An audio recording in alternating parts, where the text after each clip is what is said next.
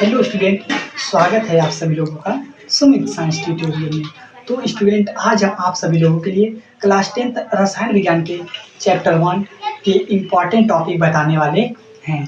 अगर आप in chapter के इम्पॉर्टेंट टॉपिक कंप्लीट कर लेते हैं, इन चैप्टर के इम्पॉर्टेंट टॉपिक को सिर्फ अगर आप पढ़ लेते हैं तो 95 मार्क्स ला सकते हैं। साथ ही साथ आपको क्या करना है, हमारे यूट्यूब चैनल को सब्सक्राइब करके रखना है, जिससे कि आपको बोर्ड एग्जाम में बहुत सारे फायदे होने वाले हैं। साथ ही साथ आपको प्रीवियस ईयर क्वेश्चन भी सॉल्व कराए जाएंगे। लास्ट पिछले साल के जो हमारे 5 साल के PYQ हैं वो आपको इसी यूट्यूब चैनल पे सॉल्व कराए जाएंगे। तो आप बिना देरी किए हुए सबसे पहले हमारे यूट्यूब चैनल को सब्सक्राइब कर लीजिए।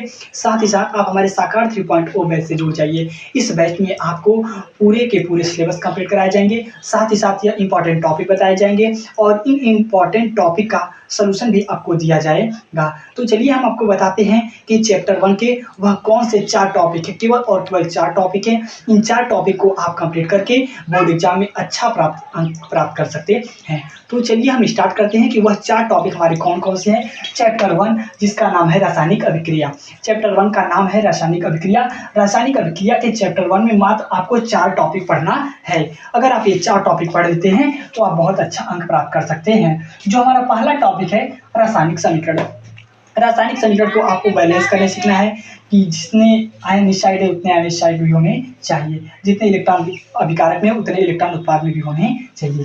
पहला टॉपिक ये हमारा। दूसरा टॉपिक जो हमारा है रासायनिक अभिक्रिया के प्रकार। रासायनिक अभिक्रिया के कितने प्रकार के होते हैं यह आपको फुल डिस्कशन करा जाएगा। यह हमारा जो पहला रासायनिक अभिक्रिया के प्रकार है, पहला है संयोजन अभिक्रिया। संयोजन अभिक्रिया और इसका उदाहरण आपको जानना है, जो कि अगले वीडियो में आपको इसका सोल्यूशन भी दिया जाएगा।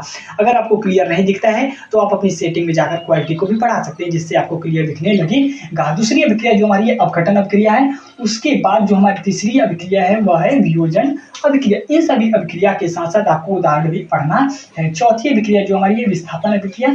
फिर 5वीं अभिक्रिया है द्विविस्थापन अभिक्रिया। 6वीं अभिक्रिया ऊष्माक्षेपी अभिक्रिया। 7वीं अभिक्रिया ऊष्माशोषी अभिक्रिया। 8वां है ऑक्सीकरण अभिक्रिया।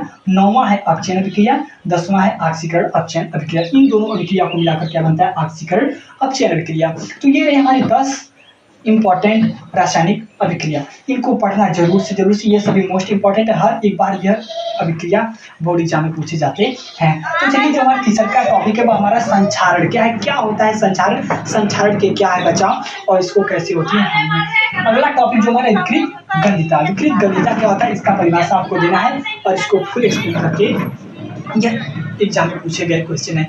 तो ये रहे हमारे केवल और केवल 4 टॉपिक। अगर आप इन्हीं 4 टॉपिक को कंप्लीट कर लेते हैं तो आपको 95 मार्क्स लाने से कोई नहीं रोक सकता है। तो यह आपके 4 टॉपिक हम तो बता दिए, बट आप इनका कहाँ से सोल्यूशन ढूंढेंगे, कहीं पर आपको जाने की जरूरत नहीं है। आपको हमारे यूट्यूब चैनल पर ज्वाइन हो जाना है।